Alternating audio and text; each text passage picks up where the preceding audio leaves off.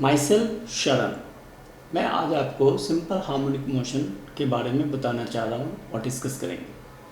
सबसे पहले हमें पीरियड समझना होगा। द पीरियड क्या है, ऑसिलेटिव मोशन क्या है, पीरियडिक फंक्शन क्या होता है, नॉन हार्मोनिक फंक्शन क्या होता है, ये मुझे आना चाहिए। तो द पीरियड अगर आप जानना चाहते हैं, इसका मतलब हो गया it is the time taken by particle to complete one full oscillation, that is called the period. आप ऐसे ही बोल सकते हैं the time travel along which the motion of the body repeat itself is called as time period and it is represented by t. Oscillatory motion, ये second part हो गया हमारा oscillatory motion. The motion in which the body moves to and fro or back and forth repeatedly about the mean position in the definite interval of time is known as oscillatory motion. Periodic motion का मतलब हो गया कि कोई भी object बार बार एक चीज़ को repeat कर रहा हो। फॉर एग्जांपल, जब सन जो है, अर्थ जो है वो सन के चारों तरफ घूम रहा है और रिपीट हो रहा है, दैट इज कॉल्ड पीरियडिक। आप यहाँ से जा रहे हैं इस पॉइंट पे, फिर वापस आ गए इस पॉइंट पे, दिस इज ऑल्सो पीरियडिक। ये भी पीरियडिक है क्योंकि ये रिपीट इटसेल्फ हो रहा है। But oscillatory to and fro from the mean position. Suppose this is the mean position, object यहाँ आएगा, फिर वापस आएगा, फिर यहाँ आएगा, फिर वापस आ जाएगा, that is oscillatory motion. In a simple pendulum, एक बॉल है, सिंपल बॉब यहाँ तक आया, फिर वापस आएगा, फिर यहाँ आएगा और फिर यहाँ से वापस चला गया, that is called oscillatory motion. This point is called mean position and this is called extreme position. तो we can conclude the periodic and oscillatory both are different. It means every oscillatory motion is periodic, but every periodic is not oscillatory. Her periodic जो है वो oscillatory नहीं होगा, लेकिन जितने oscillatory हैं वो सारे periodic होंगे। इसके बाद हम आएंगे harmonic and non harmonic motion. सबसे पहले आपको एक periodic फंक्शन भी बोलना होगा। periodic फंक्शन क्या होता है? A function that repeat itself after a regular interval of time is periodic function. For example, कोई भी फंक्शन लेंगे ft equal to sin omega t and we know omega equal to 2 pi by t. Therefore, we can write ft is the function equal to sin 2 pi by t into T. अगर ऐसा function मिलता है तो आप उसको periodic function बोलेंगे। अब इसमें आएगा harmonic function. The periodic function which can be represented by a sine और cosine curve are called as a harmonic function. एक ऐसा फंक्शन जो साइन और कोसाइन का ग्राफ को रिप्रेजेंट करता हो, that is called harmonic function. ये साइन का ग्राफ हो गया। और अगर आप कॉस का ग्राफ बनाएंगे तो कॉस का ग्राफ यहाँ से स्टार्ट होगा और ऐसा, इसको हम लोग बोल देंगे हार्मोनिक मोशन। अब non harmonic motion, the periodic function which can not be represented by a single sine और cosine function are called as a non harmonic function. Non harmonic function is the combination of two or more harmonic function. For example, अगर non harmonic के लिए मैं function ft लिखूँगा तो दो होना चाहिए, a1 sin omega t plus b1 sin 2 omega t, like this. This is called non harmonic function. Non harmonic function का जो ग्राफ होगा वो ऐसा होगा, साइन कोसाइन का फंक्शन नहीं होगा, या फिर नॉन हार्मोनिक जो है ऐसा होगा लाइक दिस, ये नॉन हार्मोनिक हो गया। तो हमारे पास दो आया पार्ट, एक हार्मोनिक एंड नॉन हार्मोनिक। सबसे पहले मुझे यही समझना था कि हार्मोनिक और नॉन हार्मोनिक कैसा होता है। फिर हम आ जाएंगे सिंपल हार्मोनिक मोशन में, जो चैप्टर का मेन थीम है सिंपल हार्मोनिक मोशन SHM। तो सिंपल हार्मोनिक मोशन को आप डिफाइन करेंगे, a body is said to be execute simple harmonic motion if it moves to and fro about a mean position under the action of the restoring force, which is directly proportional to the displacement from the mean position and is always directed towards the mean position। अब आप spring में पहले भी पढ़े होंगे, force is directly proportional to -x। अब मैं यहाँ y का फंक्शन ले लेता हूँ, तो force is directly proportional to -x। जब मैं इस प्रोपोर्शनल को हटाऊंगा तो कोई कांस्टेंट लग जाएगा, तो we can write F equal to -ky। ये जो k है पॉजिटिव कांस्टेंट जो है, फोर्स कांस्टेंट है, ये स्प्रिंग कांस्टेंट है। आप इसको स्प्रिंग कांस्टेंट वर्क एनर्जी में भी पढ़े होंगे, that is called spring constant. अब स्प्रिंग कांस्टेंट है तो F equal to, and we also know F equal to ma। From this first and second equating we can write ma equal to -ky। तो a equal to हो गया -ky this. k by y is the constant, k by y is the constant, that means we can write acceleration directly proportional to -y। In SHM, acceleration is directly proportional to -y, मतलब displacement। तो a body is said to be execute SHM if it move to and fro about mean position under acceleration, which is directly proportional to displacement from mean position, and acceleration and displacement are always in opposite direction, that is acceleration is always directed towards the mean position। For example, motion of a mass attached to the spring, vibration of producing in tuning fork like this। ये example होता है SHM का। Suppose करो आप किसी भी spring से किसी मास को अटैच कर दिया है, राइट। अब ये स्प्रिंग जो है मैंने इधर खींच लिया, तो जो स्प्रिंग फोर्स लगा रहा है वो अपोजिट डायरेक्शन में लगा रहा है। ये डिस्प्लेसमेंट जो है इधर हो गया, फोर्स इधर लग रहा है, तो ये अपोजिट डायरेक्शन में है और इसकी motion towards the mean position होगा। फिर इसको छोड़ेंगे तो ये यहाँ आ जाएगा, फिर वापस आएगा तो एक पॉइंट्स बनेगा जहाँ उसका मीन पोजीशन बन जाएगा। तो सेट टू बी SHM। अब SHM में बहुत सारे वो आते हैं, टर्म्स आते हैं। For example harmonic oscillator, a particle executing SHM is called harmonic oscillator। Displacement, it is the distance of the oscillating particle from its mean position at an instant of time।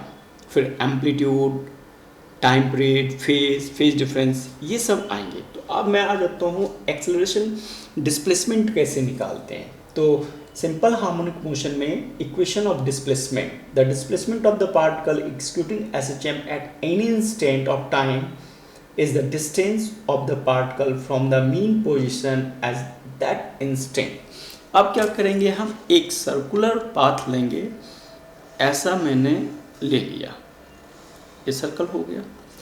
अब इसको मैंने दो divide x axis and y axis में break कर दिया। Now this is radius r।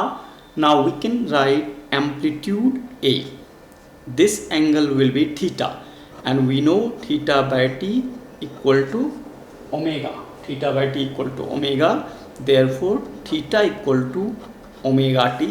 This angle will be omega t। Draw a perpendicular like this, so this distance will be x and ये y। अगर आप vector पढ़े होंगे, component, resolution of component, तो जिसके साथ थीटा होता था उसको कॉस करते थे, जिसके साथ थीटा नहीं होता था उसको साइन लिखते थे। तो अगर आप लिखेंगे y equal to a sin omega t and x equal to a cos omega t. This is equation of SHM. Displacement, this is equation of displacement in SHM.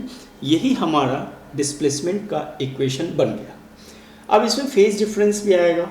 अगर आप इसी डायग्राम को थोड़ा सा ऐसे बना लेते हैं, ये हमारा है।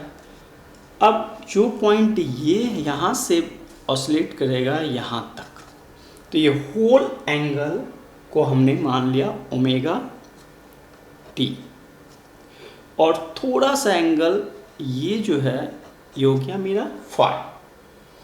तो इसके लिए x इक्वल टू जो इक्वेशन आप लिखेंगे वो हो जाएगा x equal to a cos omega t minus phi. And अगर साइन के लिए लिखेंगे तो y equal to a sine omega t minus phi, a sine omega t minus phi, and this is called phase and phi is called initial phase.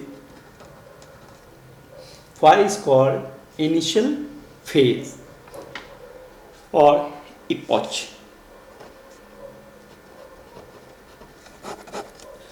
आपको मोटा मोटी याद रखना है कि y equal to a sine omega t and y equal to a cos omega t, ये मुझे use करना है। अब सबसे बड़ा प्रॉब्लम होता है बच्चों को कि न्यूमेरिकल में कब मैं y equal to a sine omega t लिखूँ या a कॉस ओमेगा टी लिखूँ। तो ये पॉइंट्स याद रखना। When the particle starting from mean position, अगर आपके न्यूमेरिकल में मीन पोजीशन से कोई स्टार्ट कर रहा हो, फॉर एग्जांपल यहाँ से ऐसा गया और ऐसा गया और यहाँ से स्टार्ट हो रहा हो, तो आप लिखेंगे y equal to a sine omega t. If the particle starting from the extreme position, अगर एक्सट्रीम पोजीशन से होगा तब आप लिखेंगे x equal to a cos omega t. अब एक और बात, जरूरी नहीं कि मैं x और y में यही लिखूं, वो हमारे एंगल पे डिपेंड करता है। आप x इक्वल टू भी a साइन ओमेगा टी लिख सकते हैं, y इक्वल टू भी a साइन ओमेगा टी लिख सकते हैं, और x इक्वल टू भी a cos omega t, y equal to भी a कॉस ओमेगा टी लिख सकते हैं। ये अलग अलग बुक होंगे, अलग अलग लिखेंगे। तो आपको सिर्फ ये ध्यान रखना है कि मीन और एक्सट्रीम, ये हम दो पॉइंट को यूज़ करेंगे। अगर मीन से है तो आप साइन लगाएंगे, एक्सट्रीम से है तो कॉस लगाएंगे, चाहे वो किसी भी एक्सिस में रिप्रेजेंट कर दिया हो, x, y कुछ भी, राइट। अब हमारे पास डिस्प्लेसमेंट का इक्वेशन आ गया। अब मैंने पहले भी आपको बताया है कि अगर मेरे पास डिस्प्लेसमेंट है और उसको डिफ्रेंशिएट करेंगे तो वेलोसिटी हो जाएगा, और अगर उसको फिर से डिफ्रेंशिएट करेंगे तो एक्सेलरेशन आ जाएगा। तो एसएचएम में हम डिस्प्लेसमेंट के बाद velocity equation for velocity in SHM, हम वेलोसिटी का इक्वेशन निकालना चाहते हैं। अब क्या करेंगे, वी नो, बिल्कुल सिंपल है, we know y equal to a sine omega t, y equal to a sine omega t है। अब डिफ्रेंशिएट करो, डिफ्रेंशिएट बोथ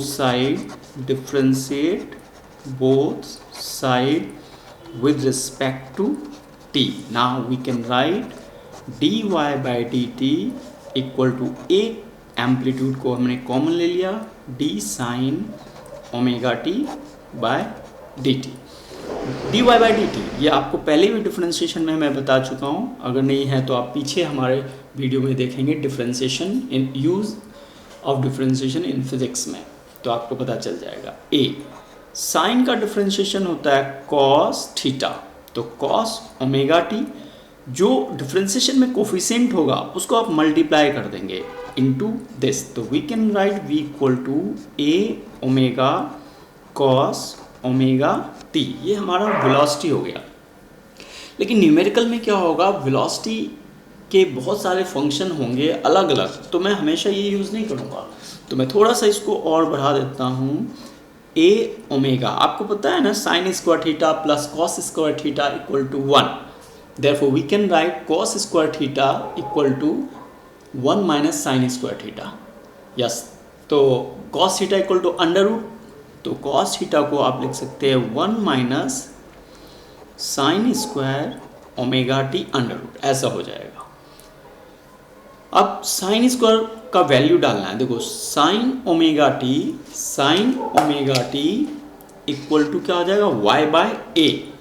तो यहाँ पर साइन स्क्वायर ओमेगा टी को मैं y square by a square put करूँगा, तो v equal to a omega under root 1 minus Y square by a square. अब इसको सिंपल मैथ्स में सॉल्व कर देंगे तो ऐसा हो जाएगा A square minus Y square by A cancel हो गया। तो आपको होना है omega equal to under root A square minus Y square. ये हमारा वेलोसिटी का दूसरा फॉर्मूला आ गया। ये बहुत ज़्यादा इम्पॉर्टेंट है, बहुत सारे न्यूमेरिकल में ये यूज़ करते हैं, इसलिए इसको तो एकदम दिमाग में अच्छी तरह से बैठा लेना। इसके बाद क्या होगा, इसको और ब्रेक करते हैं। अगर मान लो सिंपल पेंडुलम है हमारे पास, ऐसा सिंपल पेंडुलम है, तो मैं मैक्सिमम वेलोसिटी निकालना चाहता हूँ। मैक्सिमम वेलोसिटी क्या होता है, सबसे ज़्यादा। अगर मैंने इसको यहाँ तक लाया तो इस पॉइंट पे जब ये यहाँ पहुँच जाएगा एक्सट्रीम पे, तो यहाँ का वेलोसिटी ज़ीरो हो जाएगा, मतलब इसको रुकना पड़ेगा, ये रुक जाएगा। लेकिन इस पॉइंट पे वो सबसे ज़्यादा तेज़ होगा, यहाँ से आएगा और चला जाएगा, फिर आएगा चला जाएगा। तो मीन पोजीशन पे वेलोसिटी सबसे ज़्यादा होगा, तो उस समय जो मेरा y है वो क्या हो जाएगा, zero. For maximum velocity y equal to zero. Therefore we can write v max equal to, आप इसमें y ज़ीरो कर देंगे तो बच जाएगा ए स्क्वायर, तो ओमेगा ए। ये हो गया हमारा मैक्सिमम वेलोसिटी। तो मैं वेलोसिटी का फॉर्मूला ये भी यूज़ कर सकता हूँ न्यूमेरिकल में, ये भी यूज़ करूँगा और ये भी यूज़ करूँगा। अब ये डिपेंड करता है हमारे न्यूमेरिकल क्वेश्चंस वो कैसा है। अगर आप इस कॉन्सेप्ट को समझते हैं तो नीट हो या आईआईटी हो, आपके लिए बिल्कुल आसान है। हमेशा कॉन्सेप्ट को यूज़ करना है, प्रॉब्लम को नहीं। Concept is limited, problem is unlimited. Concept जो है वो लिमिटेड है, उसी से सारे प्रॉब्लम बनेंगे आपके। लेकिन 90% या 70% बच्चा क्या करता है, वो प्रॉब्लम को ही समझता है, कॉन्सेप्ट को छोड़ देता है। तो ये मिस्टेक आप ना करें। इसके बाद हमारा आ जाएगा इक्वेशन 4 एक्सेलरेशन इन SHM। अब इक्वेशन आएगा मेरा equation for acceleration in SHM में हमारा क्या इक्वेशन बन रहा है एक्सेलरेशन का। तो we know v equal to a omega cos omega t, ये मुझे मालूम था। अब कई बच्चा बोलेगा सर ये क्यों नहीं लिखे, क्योंकि आप जब भी किसी वेरिएबल आएगा आप उसी को इंटीग्रेट कर सकते हैं या डिफरेंशिएट कर सकते हैं, कांस्टेंट टर्म को नहीं। तो ये मेरा v वेरिएबल में ही कॉस का फंक्शन में आया था, तो मैंने इसी को लिखा। Again differentiate both side with respect to t, dv by dt। A omega को मैंने कांस्टेंट ले लिया बाहर, d cos omega t by dt। तो ये हो गया मेरा एक्सेलरेशन। अब देखो cos ओमेगा t है, इसका इन डिफ्रेंसिएशन हो जाता है माइनस साइन ओमेगा t, तो माइनस पहले लगा दिया, a लगा दिया, ओमेगा लगा दिया, इसका हो जाएगा साइन ओमेगा t। और मैंने बोला था कि एक फंक्शन जो होगा dt, यहाँ ओमेगा t है और यहाँ dt है, तो ये कोफिशिएंट हो गया, इसको आगे मल्टीप्लाई कर दो। यहाँ पर देखो मैंने यहाँ मल्टीप्लाई किया था, अब आप यहाँ मल्टीप्लाई कर देंगे, सेम चीज़ हो। देयरफॉर एक्सेलरेशन इक्वल टू हो गया minus a omega square sine omega t. Now we can write a equal to minus omega square a sine omega t. मैंने इसको उल्टा लिख दिया क्योंकि ये मुझे मालूम है y equal to a sine omega t क्या होता है, sorry a sine omega t equal to क्या होता है y।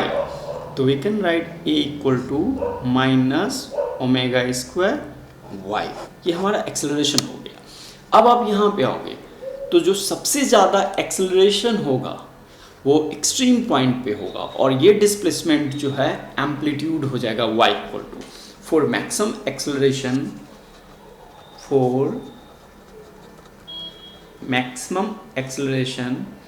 y should be equal to amplitude a। y जो है a में कन्वर्ट कर जाएगा तो आप लिखेंगे acceleration equal to a max, maximum equal to minus omega square a। ये हमारा एक्सेलरेशन हो गया। अब ये तीन इक्वेशन है, डिस्प्लेसमेंट का, वेलोसिटी का एंड एक्सेलरेशन का, तो ये हमारा तैयार हो गया। अब इसका ग्राफ भी मैं बता देता हूँ, फिर नेक्स्ट क्लास में मैं इसके न्यूमेरिकल्स भी आपको बताऊँगा कि न्यूमेरिकल बनाते कैसे हैं, चाहे वो CBSE का हो या मेडिकल का हो या इंजीनियरिंग का हो। हम हर क्वेश्चंस को बहुत ही इजी तरीके से बना देंगे। अब आप देखो ग्राफ, हमने क्या किया, एक ग्राफ के लिए मैं ऐसे बनाऊंगा,